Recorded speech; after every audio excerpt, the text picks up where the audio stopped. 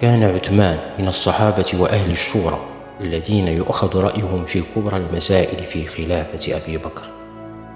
قد كان عمر بن الخطاب للحزامة والشدائد، وعثمان بن عفان للرفق والأناة، حيث كان عمر وزيرا للخلافة في عهد الصديق، أما عثمان فكان أمينها العام، وكان رأيه مقدما عند الصديق.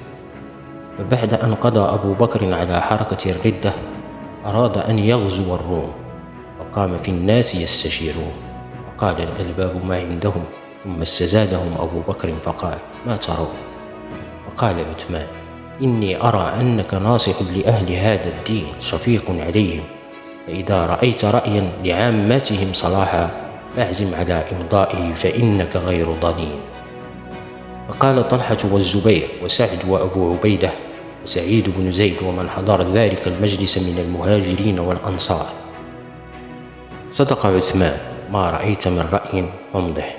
ولما أراد الصديق أن يبعث واليا إلى البحرين استشار أصحابه، فقال عثمان: ابعث رجلا قد بعثه رسول الله إليهم، قدم عليه بإسلامهم وطاعتهم، وقد عرفوه وعرفهم وعرف بلاده.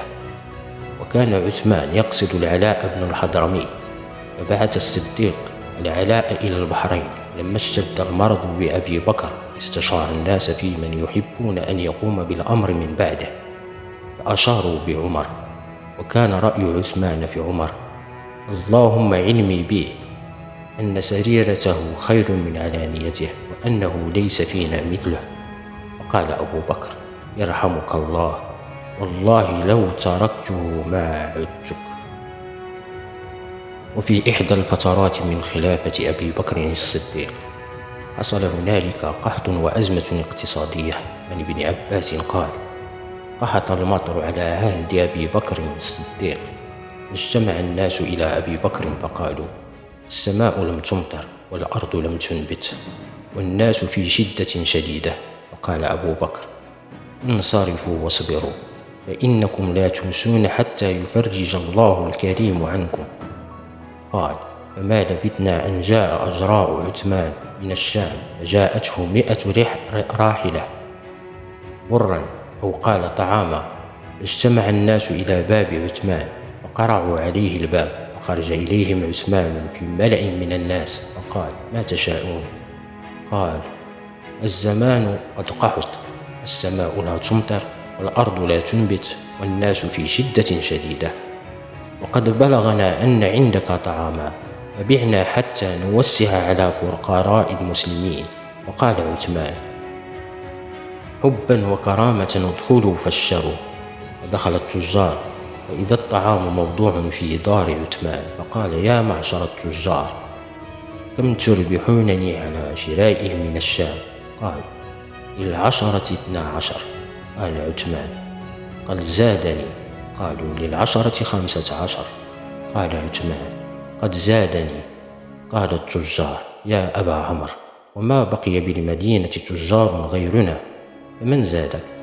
قال: زادني الله بكل درهم 10. أعندكم زيادة؟ قالوا: اللهم لا. قال: فإني أشهد الله أني قد جعلت هذا الطعام صدقة على فقراء المسلمين. قال ابن عباس: ورأيت من ليلة رسول الله صلى الله عليه وسلم في المنام وهو على برذون أبلق، عليه حلة من نور، برجليه نعلان من نور، وبيده قصبة من نور، وهو مستعجل. فقلت: يا رسول الله، قد اشتد شوقي إليك وإلى كلامك، فأين تبادر؟ قال: يا ابن عباس، إن عثمان قد تصدق بصدقة، وإن الله قد قبلها منه وزوجه عروسا في الجنة، وقد دعينا إلى عرسه. كان عثمان ذا مكانة عند عمر، فإذا أراد الناس أن يسألوا عمرا في مسألة طلبوا الأمر من عثمان أو عبد الرحمن بن عوف، إذا لم يقدر هذان على الأمر طلبوا ذلك من العباس. قد كانت مكانة عثمان في خلافة عمر بن الخطاب مكانة الوزير في الخليفة. قد جاء في بعض الروايات بأنه هو الذي أشار على عمر لفكرة الديوان وكتابة التاريخ، وكان ممن أيدوا رأي عمر في عدم تقسيم أرض الفتوح على الفاتحين وإبقائها فينا للمسلمين وللذرية من بعدهم. ولما اتسعت الفتوحات وكثرت الأموال، جمع عمر ناسا من أصحاب رسول الله صلى الله عليه وسلم ليستشيرهم في هذا المال. وقال عثمان: أرى مالا كثيرا يسع الناس، وإن لم يحصوا حتى يعرف من أخذ منهم ممن لم يأخذ خشيت أن ينتشر الأمر.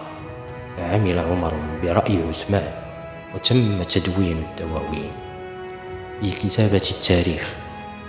قد ذكرت بعض الروايات أن الذي أشار على عمر بجعل السنة الهجرية تبدأ بالمحرم هو عثمان، وذلك أنه لما تم الاتفاق على جعل مبدأ التاريخ الإسلامي من هجرة النبي صلى الله عليه وسلم، اختلفوا في أي الأشهر يجعل بداية للسنة.